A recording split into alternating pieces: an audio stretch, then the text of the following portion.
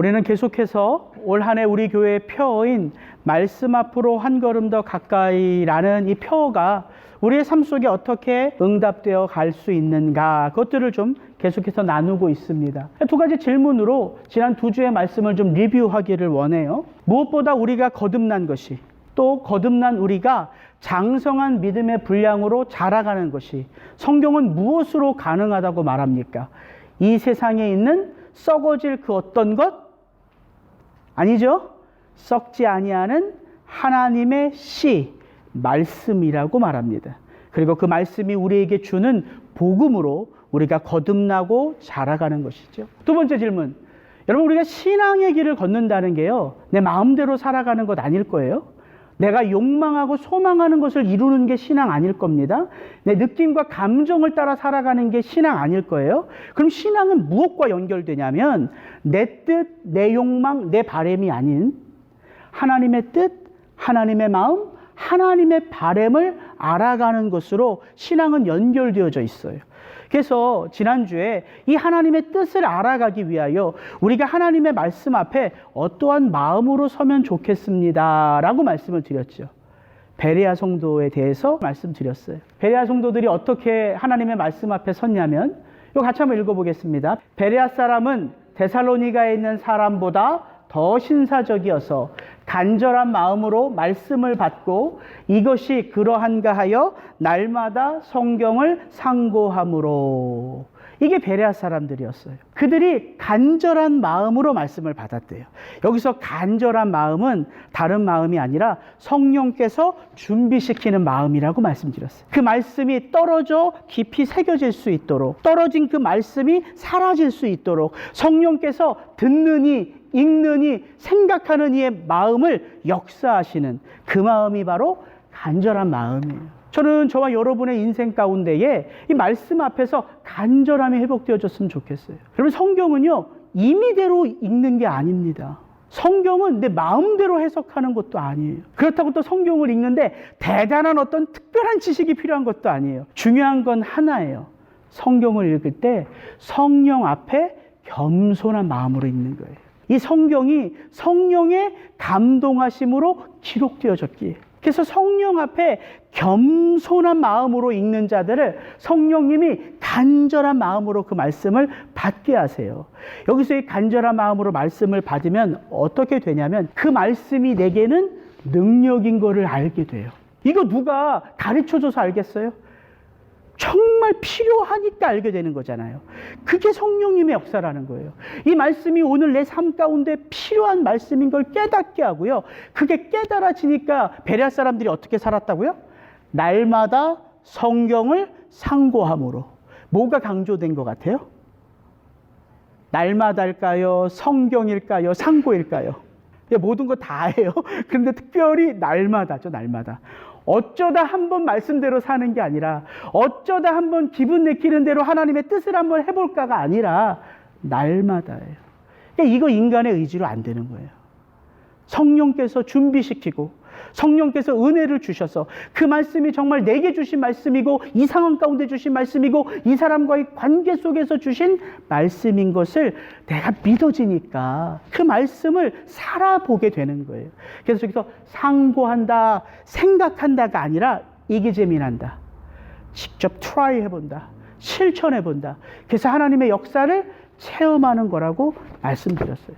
오늘은 말씀 앞으로 한 걸음 더 세 번째 시간으로 거룩한 삶으로의 부르심이라는 제목으로 말씀을 나누고 싶어요. 그렇다면 거룩한 삶으로의 부르심이 뭐냐? 바로 이 앞에 있는 거예요.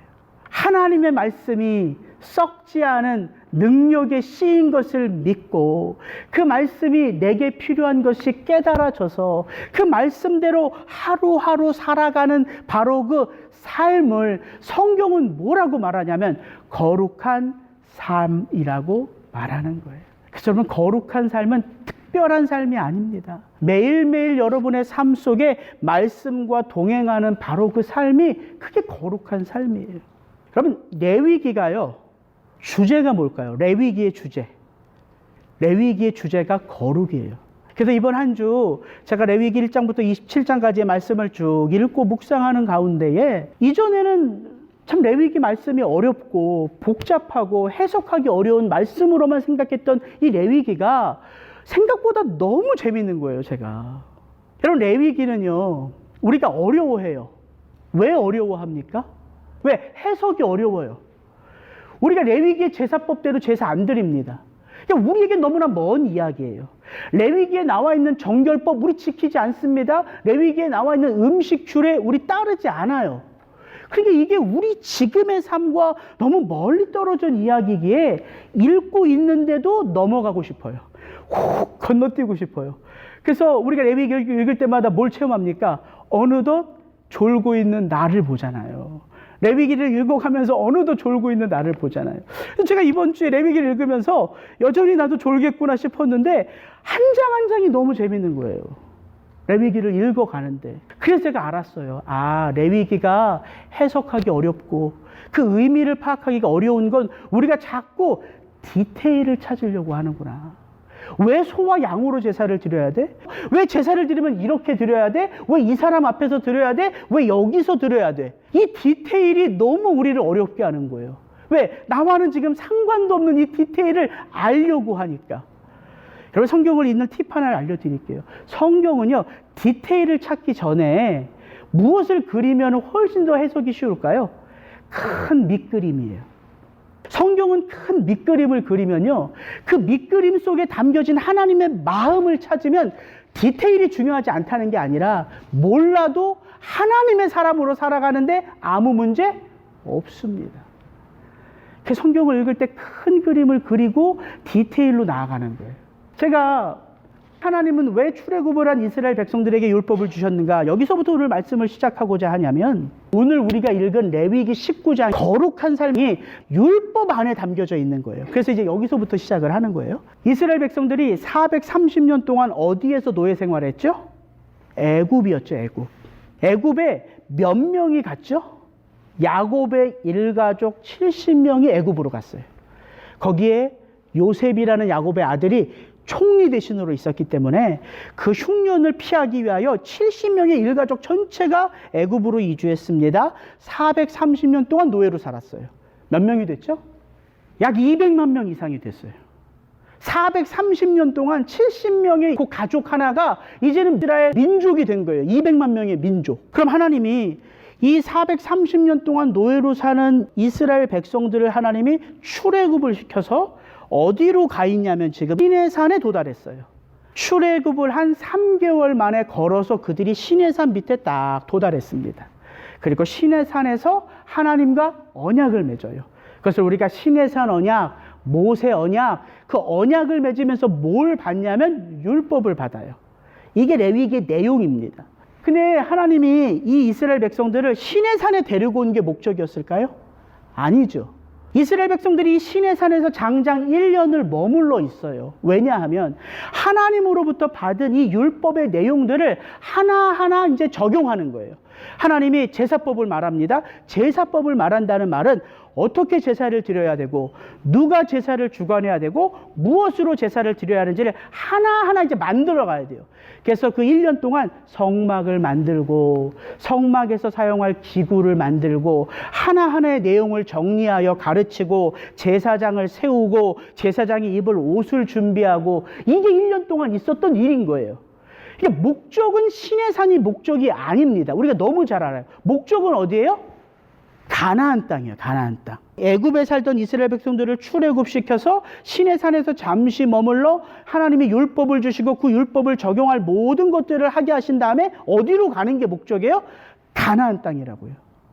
근데 그 가나안 땅이 어떤 곳이냐면 음란과 우상 숭배가 가득한 곳이에요. 그러니까 가나안 땅은 황무지 아무것도 없어서 이스라엘 백성들이 들어가서 깃발을 딱 꽂으면 되는 땅이 아니라 이미 그 땅에는 그 땅에서 사는 민족들이 있었어요.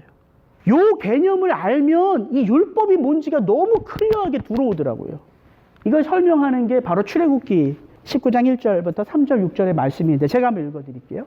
이스라엘 자손이 애굽 땅을 떠난 지 3개월이 되던 날 그들이 시내 광야에 이르니라.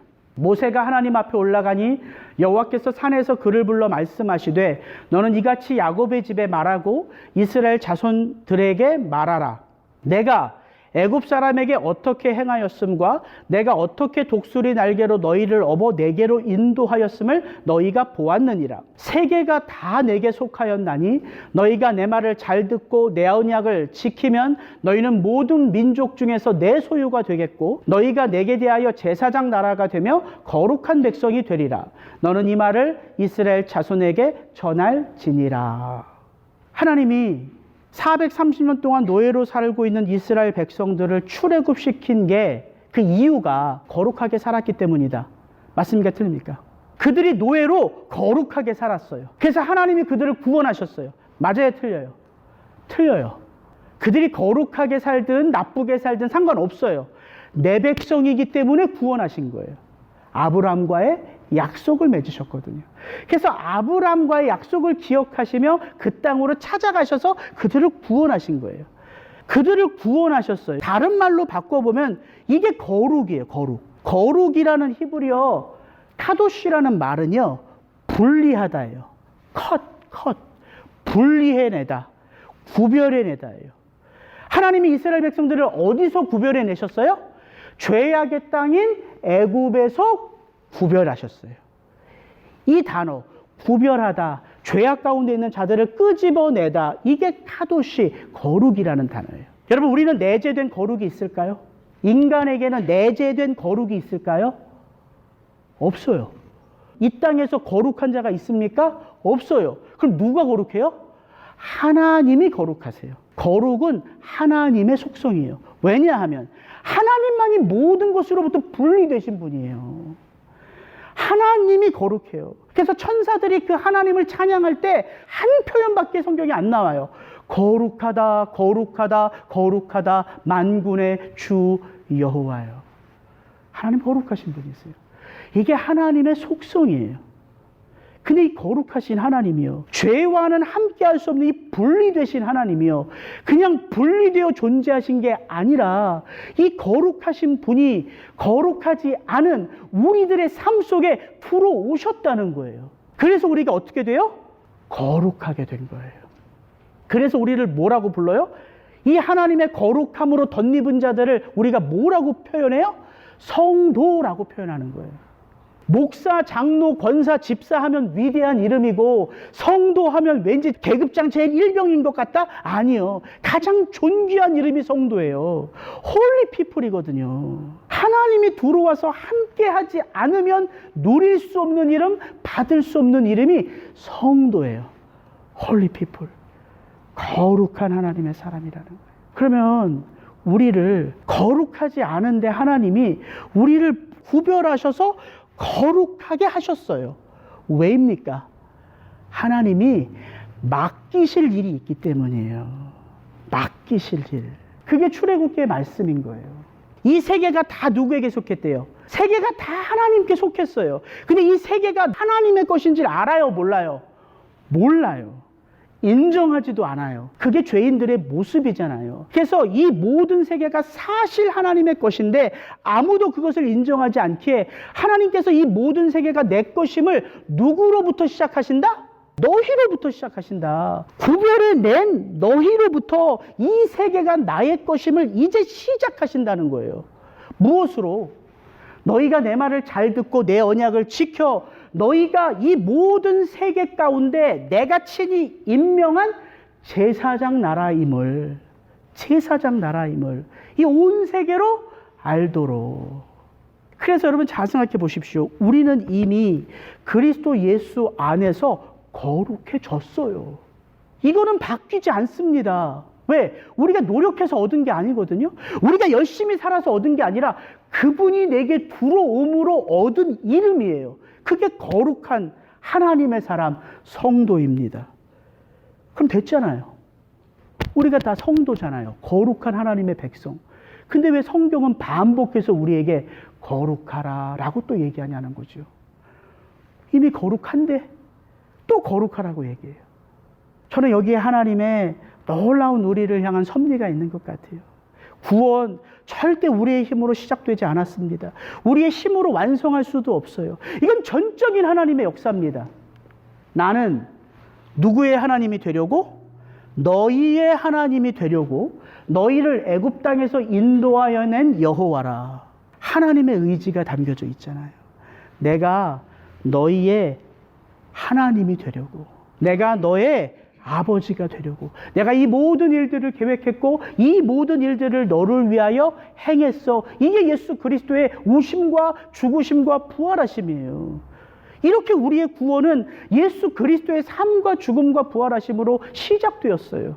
근데 이 구원이 어떻게 완성되어져 가냐면 우리가 거룩한 하나님의 백성이 됨으로, 이미 됐는데, 이미 거룩한 백성인데 그럼에도 하나님의 거룩한 백성이 됨으로 하나님은 아직도 어둠 가운데 있는 이 세상 가운데에 하나님의 하나님 되심을 드러내신다고요. 이게 구원의 신비예요. 그래서 저는 이 그림을 딱 보면서 애굽, 죄악된 세상, 가나안 땅, 음란한 세상, 근데 이제 이 거룩한 하나님의 백성들이 그 중간에 딱 서 있습니다. 신의 산에. 이들이 어떻게 살아가야 될지 알까요? 모를까요? 몰라요. 그럼 이들이 어떻게 살아가도록 하나님이 주신 율법은 나쁜 걸까요? 좋은 걸까요? 그건 살 길이에요. 살 길. 여호와께서 모세에게 말씀하여 이르시되 너는 이스라엘 자손에게 말하여 이르라. 나는 너희의 하나님이니라. 잘 보세요. 너희는 너희가 거주하던 애굽 땅의 풍속을 따르지 말며 내가 너희를 인도하여 들어갈 가나안 땅의 풍속과 규례도 행하지 말고. 살지 말래요, 그렇게. 그럼 그렇게 살지 마. 그럼 뭐가 필요해요? 너는 이렇게 살아야 돼 라고 하면 뭐가 필요해요? 삶의 매뉴얼이 필요해요. 매뉴얼. 이게 율법이라고요. 너희는 내 법도를 따르며 내 규례를 지켜 그대로 행하라. 나는 너희의 하나님 여호와이니라. 사람이 이를 행하면 그로 말미암아 살리라. 잘 생각해 보세요. 여러분이 이 애굽과 가나안 땅을 바라보며 신의 산에 딱 있을 때 하나님이 여러분을 정결한 백성이라고 인정해 주셨는데 이제 여러분이 살아가야 돼요. 근데 여러분은 어떻게 살아야 될지 모르겠어요. 여태까지 내 몸에 배인 건 종된 습관밖에 없어요. 내가 들어갈 땅은 아직 가보진 못했지만 소문에 거기는 음란한 세상이에요. 어떻게 살겠어요? 율법은 하나님이 우리에게 주신 삶의 길이에요. 구원을 위해 주지 않았어요. 출애굽을 시킨 다음에 율법을 주셨지, 율법을 주고 너 이 종 되면서 이렇게 거룩하게 살면 내가 너 구원해 줄게 이러지 않았다고요. 이게 구원의 그림이에요. 거룩하게 살아서 구원받지 않았습니다. 근데 구원받으면 어떤 삶이 우리에게 나타나요? 거룩한 삶이 나타나요. 왜 가나안 땅에 있는 그 백성들이 왜 하나님의 징계를 받았는지 레위기에서 계속해서 이렇게 말해줘요. 내가 너희 앞에서 쫓아내는 족속들이 이 모든 일로 말미암아 더러워졌고 그 땅도 더러워졌으므로 내가 그 악으로 말미암아 벌하고 그 땅도 스스로 그 주민을 토하여 내느니라. 그러므로 너희 곧 너희의 동족이나 혹은 너희 중에 거류하는 거류민이나 내 규례와 내 법도를 지키고 이런 가증한 일에 하나라도 행하지 말라. 너희가 전에 있던 그 땅 주민, 가나안 땅 주민이 바로 거기서 이 가증한 일을 행함으로 그 땅도 더럽히고 내가 그 백성들을 저주한 것처럼 그 다음이 중요해요. 너희도 더럽히면 그 땅이 너희가 있기 전 주민을 토함같이 너희를 토할까 하노라. 하나님이 이스라엘 백성들과 가나안 땅 백성들을 차별하셨습니까? 차별하셨어요? 차별하지 않으셨어요. 근데 하나님이 이스라엘 백성들에게 어떤 은혜를 주셨습니까? 살 길을 주신 거예요. 왜? 이 패역한 이 세상 가운데 살 길이 열려서 그 길로 나아가는 자들이 모든 세상 가운데 드러나기 때문이에요. 보여지기 때문이에요. 그래서 이 어두운 세상이 그 살 길로 나아가는 바로 그들을 따라서 나아갈 수 있기 때문이에요. 그래서 제사장 나란 거예요. 가나안 백성들, 애굽 백성들 차별하신 게 아니라 그들은 왜 멸망당했다고요? 그들의 삶 가운데 있는 죄악으로 차별하신 게 아니에요. 이스라엘 백성들도 가나안 땅에 들어가서 그들처럼 죄악을 범하면 어떻게 된다고요? 멸망한다고요. 그리고 하나님은 그 가운데 남은 자들만을 통해서 하나님의 일들을 이루어 가신다고요. 이 그림을 알면 이제 오늘 설교는 끝났어요. 거룩해, 그러면서 하나님이 거룩한 삶의 모습을 우리에게 쭉 얘기해 주는데 이게 18장과 20장 사이의 샌드위치 구조로 돼 있어요. 18장과 20장. 이 18장과 20장이 다른 얘기가 아니라 똑같은 내용을 반복해요. 그래서 샌드위치인 거예요. 그게 뭐냐면 성적 타락이에요. 동성애, 동물들과 교제하는 수간, 그 다음에 가족끼리 하는 불륜, 간음, 내 딸을 몰렉이라고 하는 우상에게 바치는 그 거짓된 우상 숭배, 그리고 내 미래를 알기 위하여 죽은 자의 영을 끌어올리는 신접한 자와 박수에게 접붙임 바 되어 살아가고자 하는 그 죄, 이게 똑같이 19장 앞뒤로 나와 있어요. 하나님이 뭘 제일 소중하게 여기시냐면 가정이에요. 가정. 이 가정이 지켜짐으로 말미암아 뭐가 될까요? 공동체가 이루어지기 때문이에요. 그래서 18장과 20장에 이런 성적 타락의 목록을 쭉 나열하고 19장에 저와 여러분이 읽은 오늘 그 내용들, 길게 읽었던 내용, 거룩한 삶이 뭔지에 대하여 우리에게 알려줍니다. 이제 오늘 요거 얘기하고 마칠게요. 저와 여러분이 읽었던 레위기 19장 3절부터 사실 끝절까지 37절까지는요. 우리로 하여금 거룩이 뭔지에 대하여 하나님이 참 깨닫게 하세요. 우리가 보통 거룩하면요, 우리가 뭘 생각하기 쉬워요? 종교적인 행위를 생각하기가 참 쉬워요. 왜냐하면 예배 안 드리는 사람보다 예배 드리는 사람이 거룩해 보이고요. 헌금 안 하는 사람보다 헌금 하는 사람이 거룩해 보이고요. 11조 안 하는 사람보다 11조 하는 사람이 거룩해 보이고요. 예배를 한 번만 드리는 사람보다 예배 3번 이상 드리는 분이 거룩해 보이고요. 이게 우리는 자꾸 이거를 거룩의 모습 가운데 하나라고 생각하기가 참 쉬워요. 예, 그럴 수도 있어요. 거룩한 모습으로 그렇게 헌금도 하고 예배도 많이 드리고 섬김도 하고 봉사도 하고 할 수 있습니다. 근데 오늘 19장을 쭉 읽어보니까 하나님이 이스라엘 백성들에게 제사법과 제사장을 임명하는 모든 것들을 쫙 말씀하신 다음에 가정이 이렇게 소중하니까 너희들 이렇게 소중한 가정을 지켜라고 말씀하신 다음에 비로소 거룩해라 라는 말씀을 본격적으로 하시는데 그 거룩한 삶의 모습이 제사를 얼마나 많이 드리느냐, 얼마나 좋은 소와 양을 바쳐 드리느냐, 얼마나 11조를 많이 하느냐가 아니라 저와 여러분이 읽으면 너무너무 놀라운 내용들이라는 거죠. 이걸 같이 한번 읽어보겠습니다. 우리 3절부터 18절을 다시 한번 읽어볼게요. 3절부터 18절입니다. 너희 각 사람은 부모를 경외하고 나의 안식일을 지키라. 나는 너희의 하나님 여호와이니라. 너희는 헛된 것들에게로 향하지 말며 너희를 위하여 신상들을 부어 만들지 말라. 나는 너희의 하나님 여호와이니라. 너희는 화목 제물을 여호와께 드릴 때에 기쁘게 받으시도록 드리고 그 제물은 드리는 날과 이튿날에 먹고 셋째 날까지 남았거든 불사르라. 셋째 날에 조금이라도 먹으면 가증한 것이 되어 기쁘게 받으심이 되지 못하고 그것을 먹는 자는 여호와의 성물을 더럽힘으로 말미암아 죄를 담당하리니 그가 그의 백성 중에서 끊어지리라. 너희가 너희의 땅에서 곡식을 거둘 때에 너는 밤 모퉁이까지 다 거두지 말고 내 떨어진 이삭도 줍지 말며 내 포도원의 열매를 다 따지 말며 내 포도원에 떨어진 열매도 줍지 말고 가나안 사람과 거류민을 위하여 버려두라. 나는 너희의 하나님 여호와이니라. 너희는 도둑질하지 말며 속이지 말며 서로 거짓말하지 말며 너희는 내 이름으로 거짓 맹세함으로 내 하나님의 이름을 욕되게 하지 말라.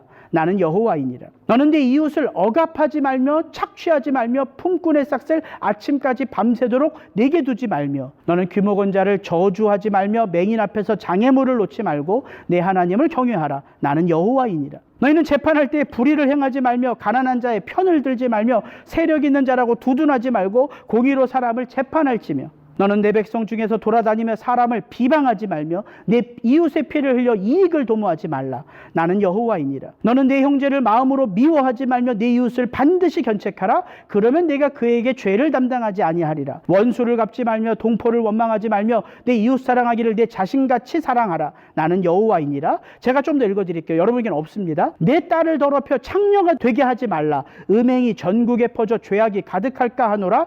내 안식일을 지키고 내 성소를 귀히 여기라. 나는 여호와이니라. 너는 신접한 자와 박수를 믿지 말며 그들을 추종하여 스스로 더럽히지 말라. 나는 너희 하나님 여호와이니라. 너는 샘머리 앞에서 일어서고 노인의 얼굴을 공경하며 내 하나님을 경외하라. 나는 여호와이니라. 거류민이 너희의 땅에 거류하여 함께 있거든 너희는 그를 학대하지 말고 너희와 함께 있는 거류민을 너희 중에서 나은 자같이 여기며 자기같이 사랑하라. 너희도 애굽 땅에서 거류민이 되었었느니라.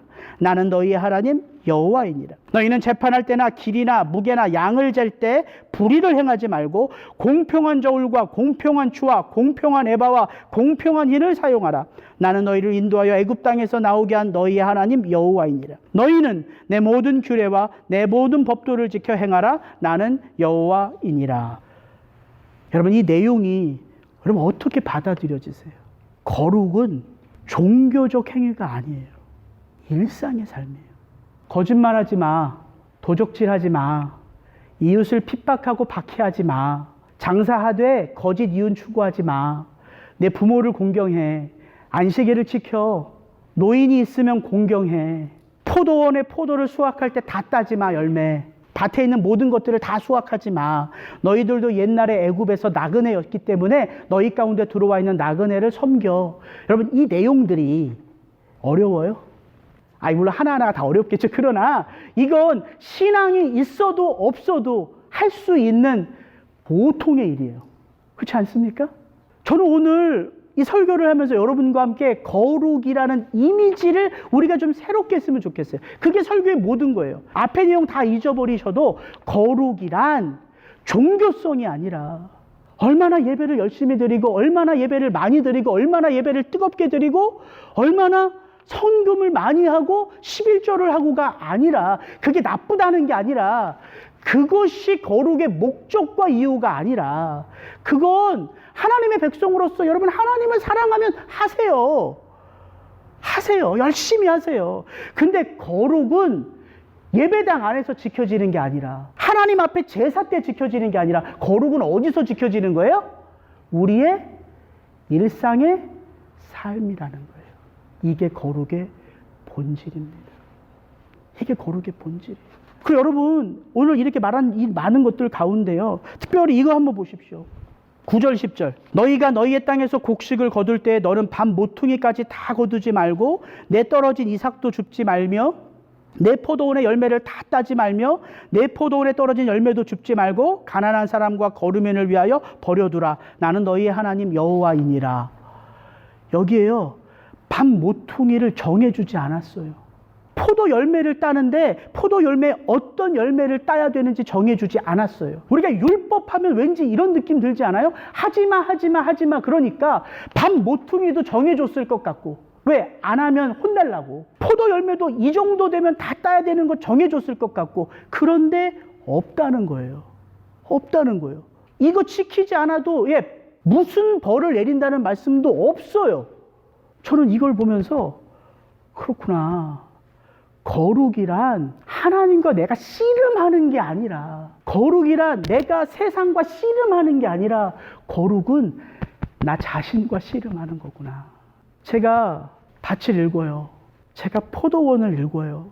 근데 제 마음 가운데 어떤 마음의 바람이 있냐면요, 밭에 씨를 뿌리고요, 포도나무를 심으면 저는 어떤 소원이 있어요? 많은 소출을 거두고 싶어요. 그래서 우리 다은이 주은이 우리 아내 좀 넉넉하게 좀 먹이고 싶고, 그런 마음이 제 안에 있어요. 근데 하나님이 말씀하세요. 형우가 밥 모퉁이 한 부분들은 또 이 주변에 참 고통받고 어려워하는 자들이 있는데 남겨둬. 포도 떨어진 거 줍지 말고, 포도송이 줍지 말고, 또 네가 봤을 때 좀 익지 않은 것 같은 거는 남겨둬. 그 시간이 가서 익으면 누군가 그걸 따먹지 않겠니? 이러면 그 싸움은 누구와 싸움이에요? 나 자신과의 싸움이에요. 어떤 싸움? 욕망과의 싸움. 더 많이 거두고 싶고, 더 많이 취하고 싶고, 그래서 내가 더 잘 살고 싶은 내 욕심과의 싸움이에요. 이 포도밭에 양 끝에 폭이 한 30cm? 여기만 안 딸 수도 있고요. 어떤 분들은요, 에이, 그래, 이거 요 반만 먹어도 충분해. 반만 소출을 거둘 수도 있는 거예요. 왜? 네가 그렇게 함으로 누가 살 수 있다고요? 소외된 자들, 삶이 각박한 자들, 하나님의 은혜 아니면 살 수 없는 자들, 그런 자들이 너의 그 씨름으로 말미암아 하나님의 은혜를 누릴 수 있다는 거예요. 이거요, 포도 다 거두어서 나눠주면 안 됩니까? 그렇게 하면 안 돼요? 밭에 있는 소출을 다 걷어서 가난한 사람들 불러가지고 나눠줘도 되잖아요. 근데 왜 거두지 말고 취하지 말고 줍지 말래요. 다 걷어가지고 나눠주면 되잖아요. 이게 하나님의 은혜예요. 나는 풍족하게 걷어서 나눠주는 기쁨이 있지만 그것 없어서 받는 사람들의 마음은 어떨까요? 쉽지 않을 거라고요. 가난한 건 불편한 거지 부끄러운 게 아니거든요. 근데 오늘날 우리가 마치 가난이 불편한 어떤 것이 아니라 부끄러운 어떤 것처럼 여겨요. 흙수저는요 불편한 거지 부끄러운 게 아니거든요. 금수저로 태어나고 싶은데 어떻게 우리 아버지가 그런 모습이고 우리 어머님이 그런 삶을 사셨는데 거기서 내가 태어났는데 내가 흙수저야. 근데 세상은 그 흙수저가 저주래요. 아니요. 그건 불편한 거지 부끄러운 게 아닙니다. 불편한 삶 속에서 내가 그것을 족하게 여길 수 있으면 어떻게 해요? 불편함을 이겨내는 신앙이 되는 거예요. 하나님이 거기까지 이스라엘 백성들을 생각하신다고요. 그래서 이 거룩은요 나와의 싸움이지 세상과의 싸움, 타인과의 싸움, 하나님과의 싸움이 아닙니다. 또 하나 이 19장을 읽어보면요 제일 많이 반복되는 게 뭔지 아세요? 쭉 하나님이 항목을 들잖아요. 우리 일상에서 거룩해져야 될 항목을 들잖아요. 근데 항상 그 단락이 끝날 때마다 항상 붙이는 게 있어요. 나는 너희의 하나님 여호와니라. 그걸 왜 붙일까요? 밥모퉁이 남겨도 그래서 가난한 자가 먹을 수 있게 해. 난 너의 하나님 여호와야. 무엇으로 이 일들을 할 수 있을까요? 하나님을 향한 믿음으로 할 수 있어요. 어떤 믿음? 내가 가지고 있는 하나님을 향한 믿음의 분량만큼만 할 수 있어요.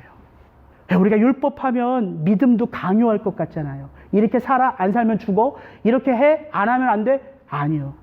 믿음의 분량을 하나님이 우리에게 요구하시는데 강요가 없고 강제가 없어요. 그리고 이렇게 격려해줘요. 그렇게 한번 살아봐, 형우가. 내가 너의 하나님 여호와야. 이게 신앙의 길이라고요. 그렇게 안 산다고 하나님이 뭐라고 안 해요. 밥모퉁이 다 걷어도 제재할 수 있는 법이 없습니다. 물론 어떤 건 있겠죠. 안식일을 지키지 않거나 어떤 거는. 그러나 이런 일상의 삶 속에서 일어난 거룩의 일들 가운데 하나님이 푸시하지 않고요. 무엇을 우리에게 요구한다고요?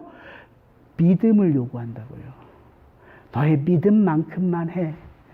내가 너를 축복하는데 하나님이 어떻게 축복하실까요? 우리의 믿음의 분량만큼 축복하세요. 그래서 우리의 믿음이 하나님 안에서 그 하나님을 체험하면 체험할수록 어떻게 될까요? 자라가는 거예요. 참 이게 신앙이라는 게요. 체험만큼 자라게 되어 있더라고요. 체험만큼. 넉넉해서 잘 섬기는 것도 아니고 넉넉해서 헌금 많이 하는 것도 아니고 넉넉해서 예배를 잘 드리는 것도 아니고 넉넉해서 말씀을 잘 받는 것도 아니고요. 하나님을 체험한 만큼 그 신앙은요. 자라게 되어 있어요. 그래서 목회자가 할 것은 뭐냐면요. 체험이 우리의 삶을 풍성하게 하고 하나님을 체험하는 우리의 믿음이 자라간다는 것을 그냥 저는 여러분들에게 알려드리면 돼요. 제가 여러분 끌고 어떻게 할 수 있는 거 아니거든요. 여러분들 마음 가운데 올 한 해 내가 한번 믿음의 삶을 살아봐야 되겠다. 그렇게 하면 여러분 이기재민 하는 거예요. 트라이 하시는 거예요. 거룩한 그 삶을. 거룩한 삶은 이 예배당에서 결정되는 게 아니라 여러분의 일상에서 나타나는 것입니다. 근데 이걸 깨달으니까 제가 해석이 됐어요. 뭐가? 그렇게 장황한 제사법들이 해석이 됐어요. 이 19장을 딱 읽고 깨달으니까 해석이 돼요. 왜 하나님이 그렇게 장황한 제사에 대해서 얘기할까요? 제사가 뭡니까? 다시 살아갈 수 있는 길이에요. 제사라는 게. 나의 허물과 나의 죄가 씻기워짐으로 다시 내가 하나님의 백성으로 살아가는 게 제사잖아요. 그게 예배잖아요. 그럼 왜 그 예배, 그 제사를 그렇게 장황하게 얘기하냐면 우리가 우리의 일상에서 이 거룩한 삶을 날마다 승리하며 살아가고 있는지를 물어보시면 돼요. 성공할 때가 더 많습니까? 실패할 때가 더 많습니까? 사실 실패할 때가 더 많죠. 실패한 우리가 그 자리에 주저앉아 있지 않고 무엇을 통하여 다시 제사를 통해서 예배를 통해서 다시 네가 나에게 속한 거룩한 내 백성이야. 다시 시작해. 이게 제사예요. 이게 구약의 레위기입니다.